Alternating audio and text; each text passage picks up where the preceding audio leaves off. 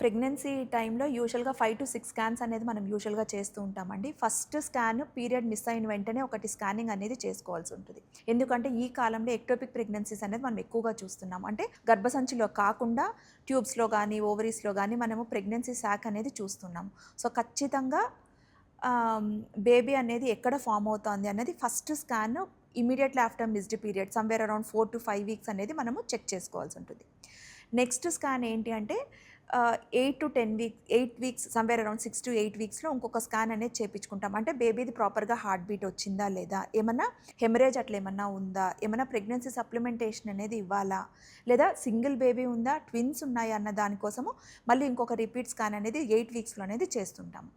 Third scan అనేది 11-12 వీక్స్‌లో NT scan అనేది చేస్తామన్నమాట. అంటే క్రోమోజోమల్ ప్రాబ్లమ్స్ ఏమన్నా అబ్నార్మల్ బేబీస్ ఏమన్నా ఉన్నాయా? లేదా ఏమన్నా స్పైనల్ ప్రాబ్లమ్స్ ఏమన్నా ఉన్నాయా బేబీకి అన్న దానికోసము 11 వీక్స్‌లో ఒక స్కాన్ అనేది చేసుకుంటాము. So, NT scan for nuchal fold thickness అనేది బేబీకి చూస్తూ ఉంటామన్నమాట.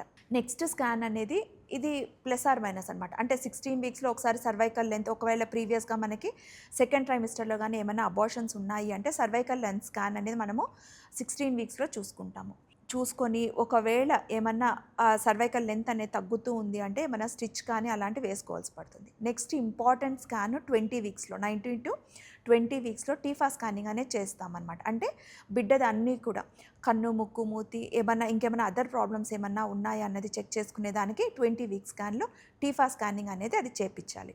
నెక్స్ట్ స్కాన్ వచ్చి 22-24 వీక్స్‌లో ఫీటల్ 2D ఎకో అంటే కార్డియక్ అబ్నార్మాలిటీస్ ఏమన్నా ఉన్నాయా అన్నది ఇంపార్టెంట్ స్కాన్ అండి. అది సమ్‌వేర్ అరౌండ్ 22 వీక్స్ చేపిస్తాము. నెక్స్ట్ వచ్చే స్కాన్ వచ్చి సమ్‌వేర్ అరౌండ్ 28 వీక్స్‌లో గ్రోత్ స్కాన్ అనమాట. అంటే అంతా కూడా ఆల్మోస్ట్ 10 వీక్స్ పాటు గ్రోత్ అనేది ప్రాపర్‌గా ఉందా లేదా అనేసి ఉండాల్సిన వెయిట్ ఉందా, ప్రాపర్‌గా గ్రోత్ అవుతుందా లేదా అన్నది 28 వీక్స్‌లో మనము గ్రోత్ స్కాన్ అనేది చేపిస్తాము. దాంట్లో ఇంకా చాలా కండిషన్స్ చూస్తామన్నమాట. అంటే ఉమ్మనీరంతా అడిక్వేట్‌గా ఉందా? లేదా బేబీ వెయిట్ ఎలా ఉంది? మాయ పొజిషన్ ఎలా ఉంది? ఏమైనా మాయ కిందకుందా?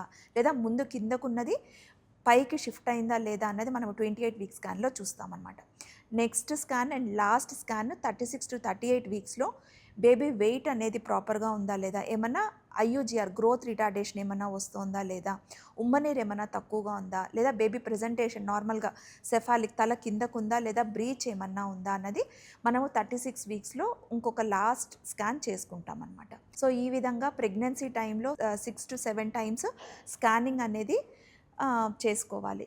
చాలామంది అడిగే క్వెషన్ ఏంటి అంటే, మేడం ఇన్ని సార్లు మనం స్కానింగ్ చేపిస్తున్నాము. బేబీకి ఏమన్నా ప్రాబ్లమ్ అవుతుందా అనేసి. స్కాన్ వల్ల ఎక్స్‌పోజర్ రేడియేషన్ ఎక్స్‌పోజర్ అనేది చాలా మినిమల్.